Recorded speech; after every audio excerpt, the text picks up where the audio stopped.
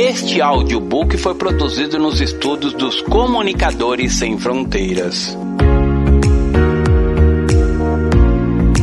Vai tudo bem?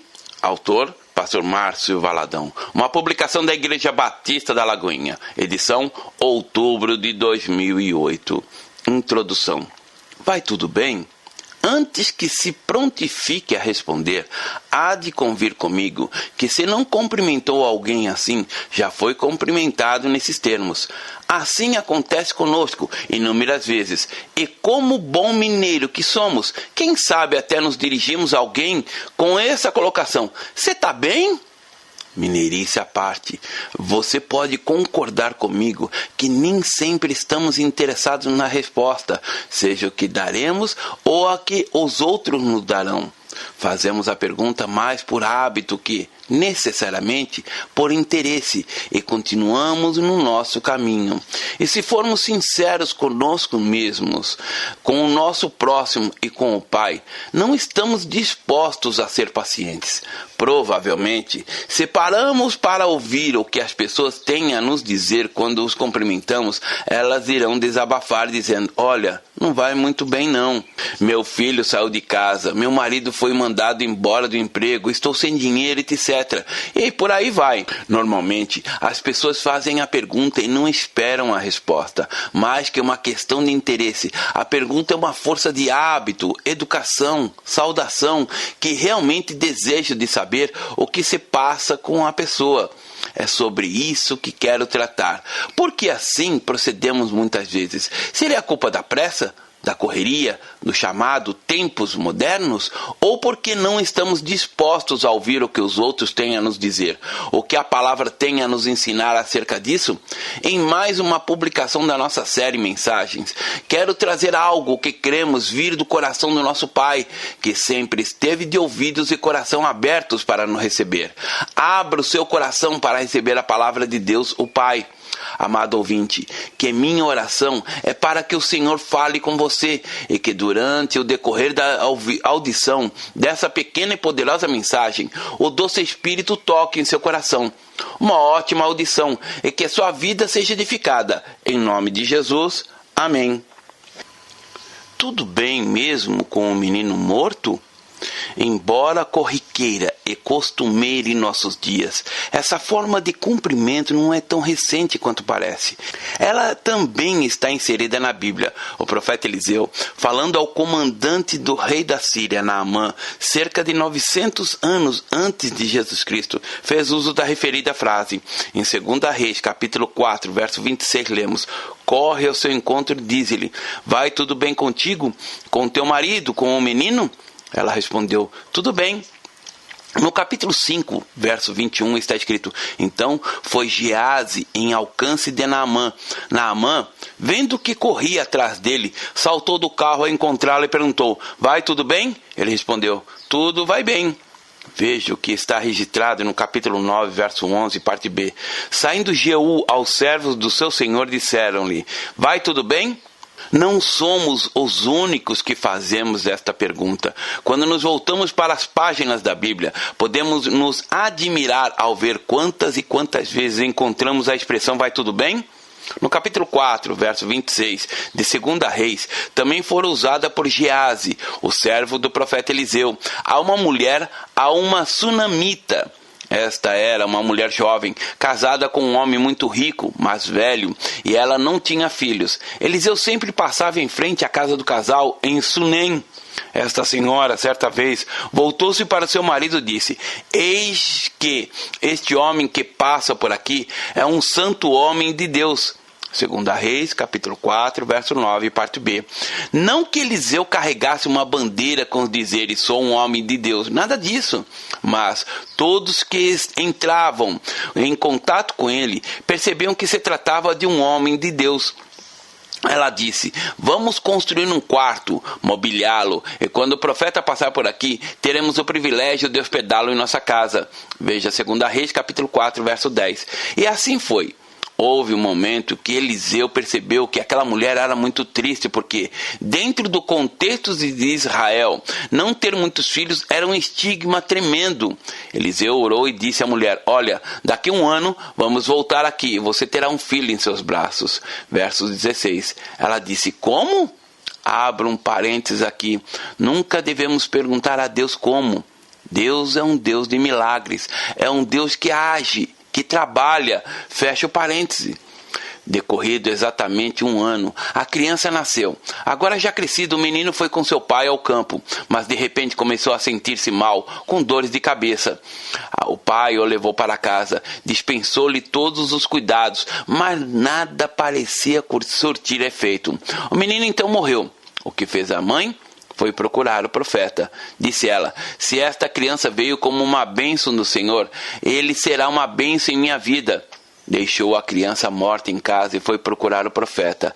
É interessante que Eliseu, nas Escrituras, é também uma figura do Espírito Santo, que está sempre presente, sempre intercedendo, vindo ao nosso auxílio, ao nosso encontro. Eliseu percebeu que a mulher vinha e mandou que Geazi fosse ao encontro dela. E ele foi.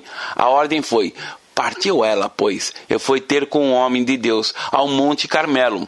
Vendo-a de longe, o homem de Deus disse a Geazi, seu moço: eis aí a sunamita, corre ao seu encontro e diz-lhe: vai tudo bem contigo, com teu marido, com o menino? Ela responde: tudo bem. 2 Reis, capítulo 4, verso 25 e 26. Imagine a situação. O filho que fora tão esperado, tão desejado, motivo de alegria e satisfação, agora estava morto em casa. E Geazi a perguntar: vai tudo bem? Por que será que a mãe respondeu que tudo ia bem? Porque ela disse tudo bem, enquanto os acontecimentos daquele dia tinham sido os piores da sua vida? Hoje continuamos a fazer a mesma pergunta que Geazi fez: vai tudo bem? Também continuamos a responder da mesma maneira que a sunamita respondeu: tudo bem. Apesar de em casa estarmos passando por conflitos tremendos, ainda assim dizemos: vai tudo bem. É o lar que está se desfazendo, o alimento que falta na panela, o desemprego que atinge a família, a prisão de algum familiar, o diagnóstico dos médicos de uma grave enfermidade, a dor da perda de um ente querido.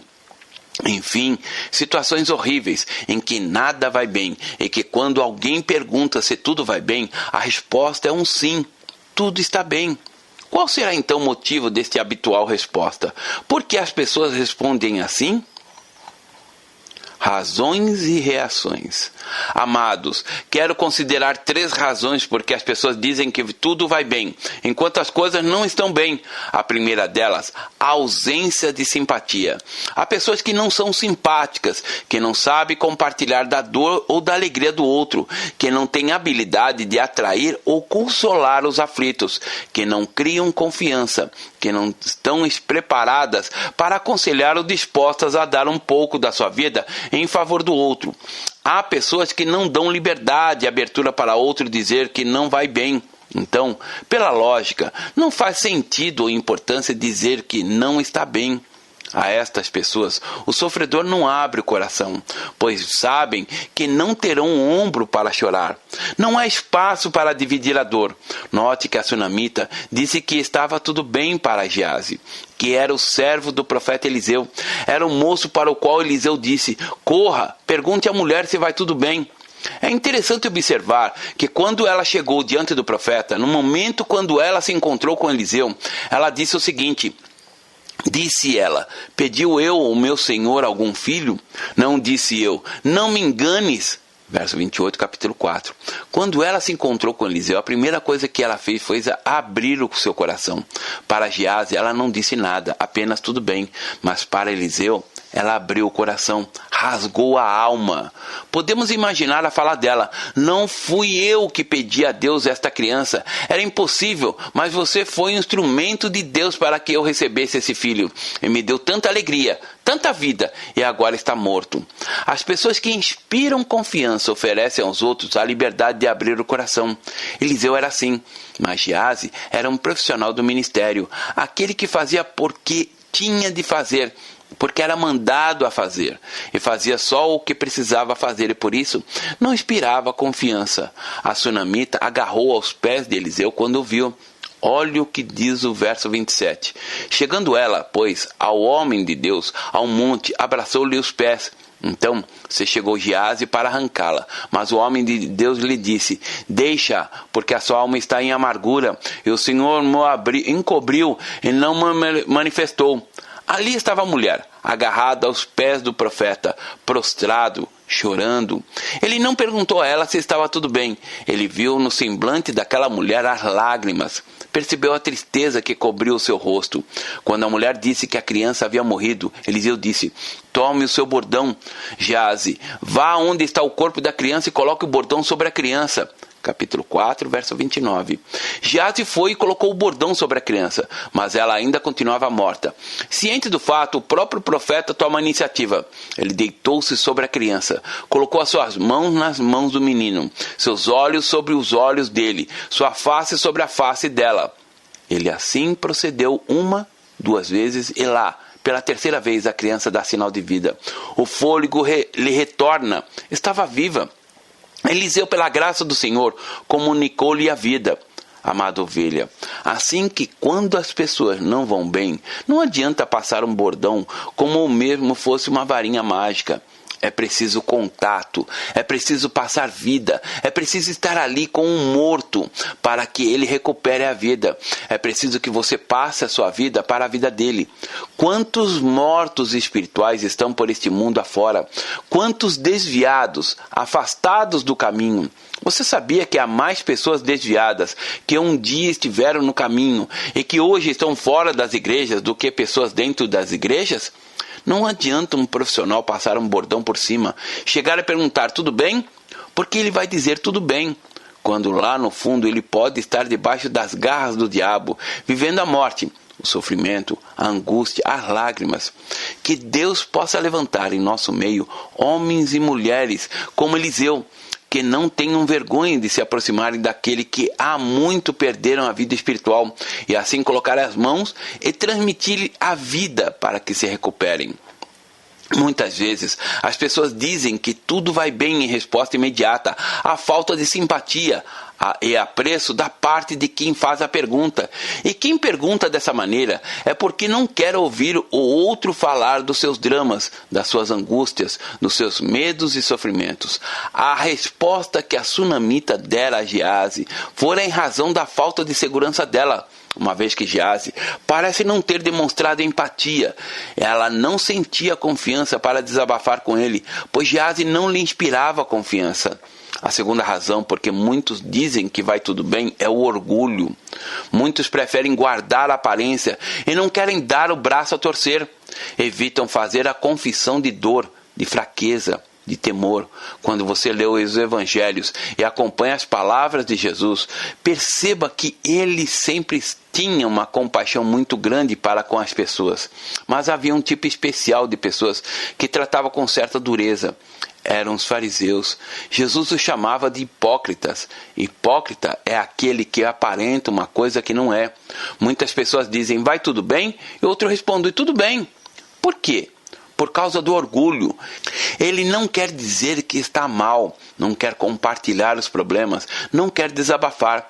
Acha vergonhoso dizer, olha, nesta semana lá em casa foi terrível, briguei com minha mulher a semana toda, ela foi para a casa da mãe dela e levou as crianças, foi uma guerra. Quantas vezes as pessoas estão doentes e não diz nada a ninguém? Quantas vezes a pessoa sofre, mas escolhe sofrer calada? Não adianta. Podemos enganar os outros, mas não podemos enganar a Deus e nem a nós mesmos. Deus nos conhece, o nosso eu é tão forte que não nos dobramos.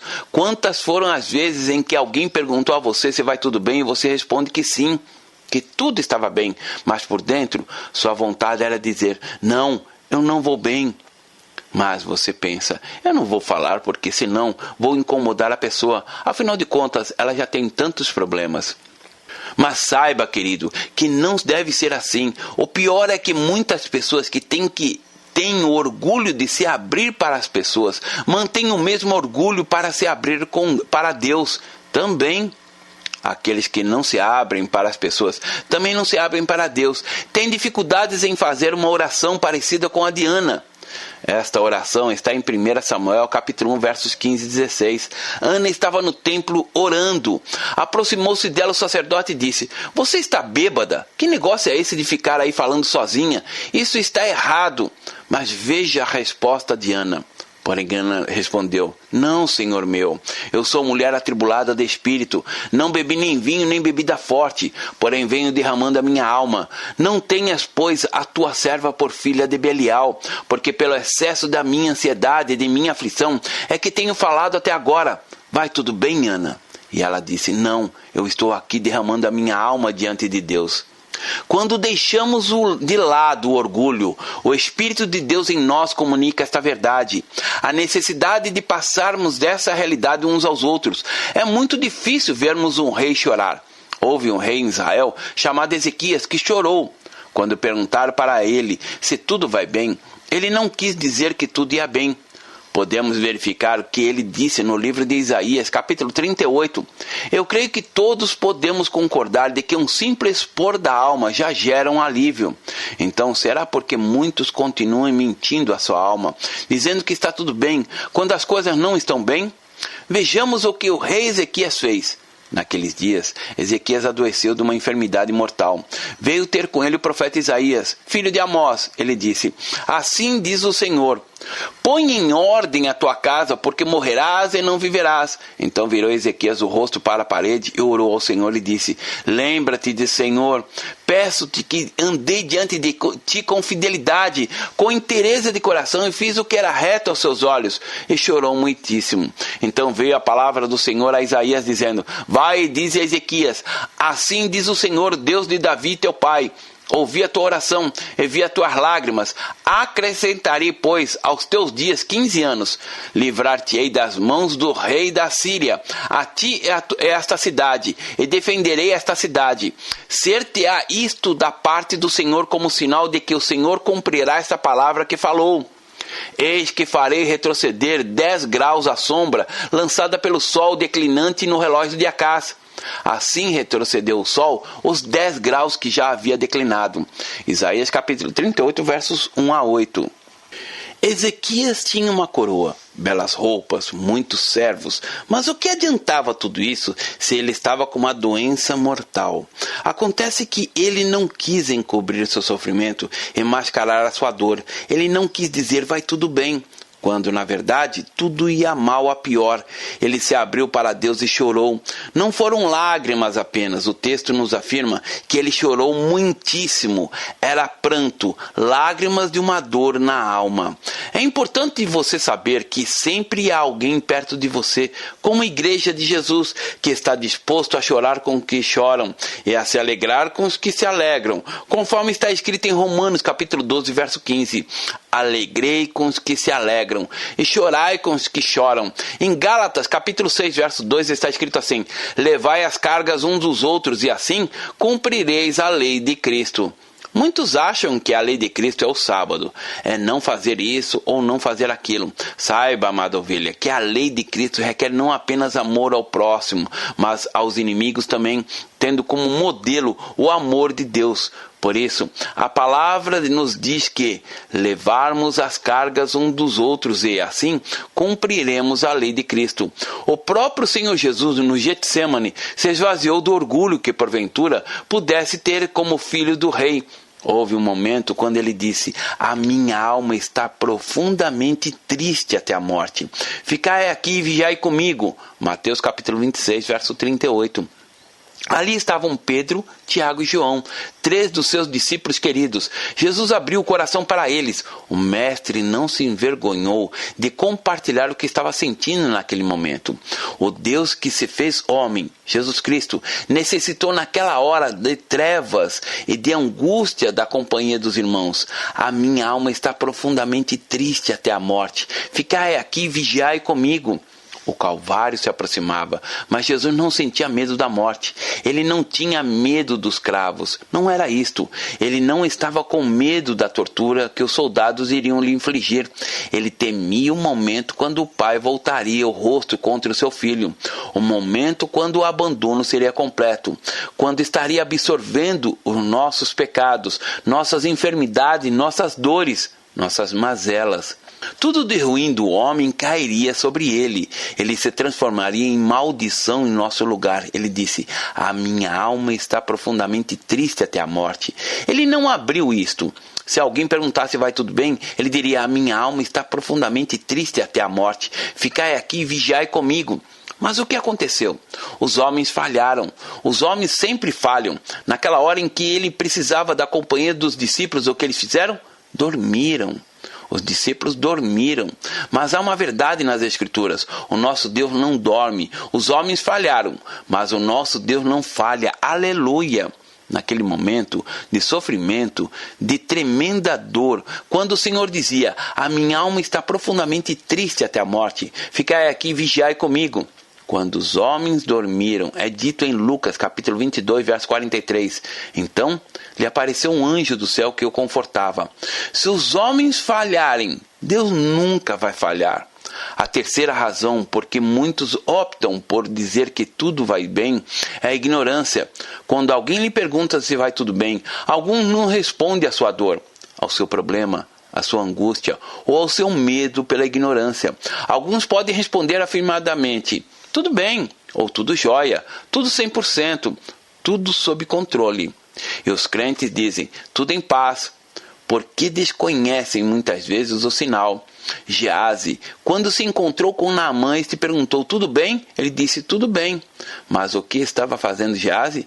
Ele estava mentindo, ele estava ali vilipendiando Naamã.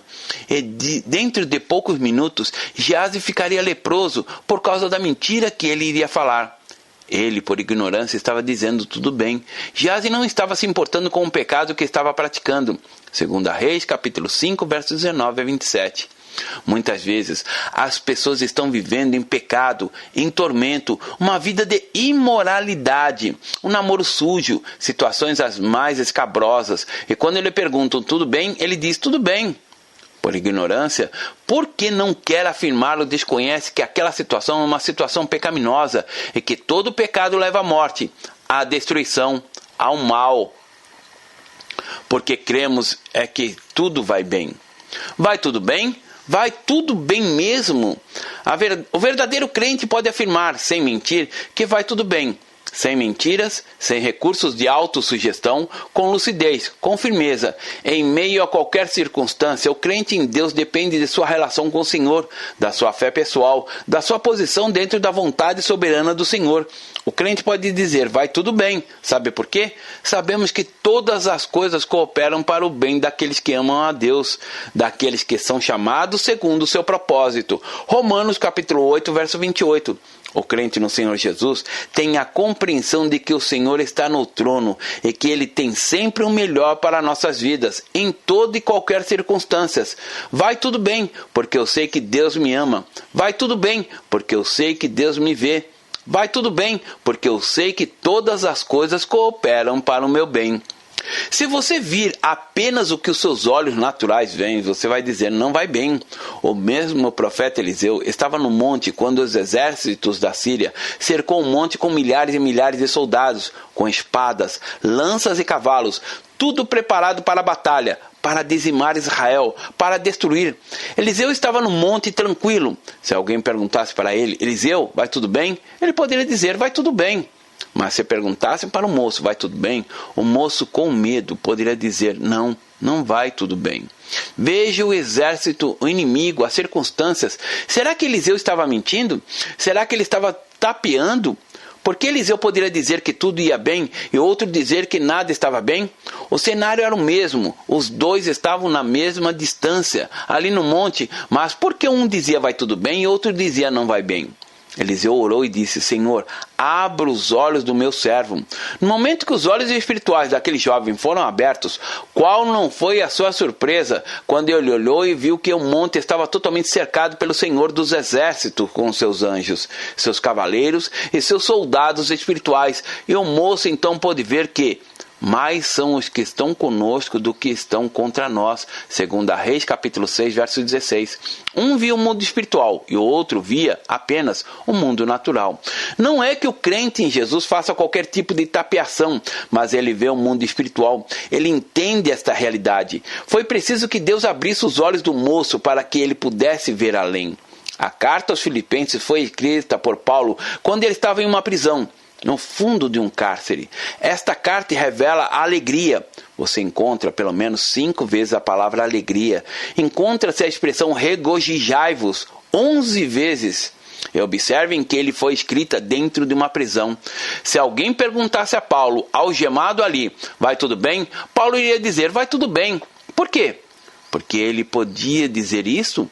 No final de sua carta, no capítulo 4, versículos 10 a 13, ele relatou: Alegrei-me sobremaneira no Senhor, porque agora, uma vez mais, renovastes o meu favor, a vosso cuidado, o qual também já tinhais antes, mas vos faltava oportunidade. Digo isso não por causa da pobreza, porque aprendi a viver contente em toda e qualquer situação.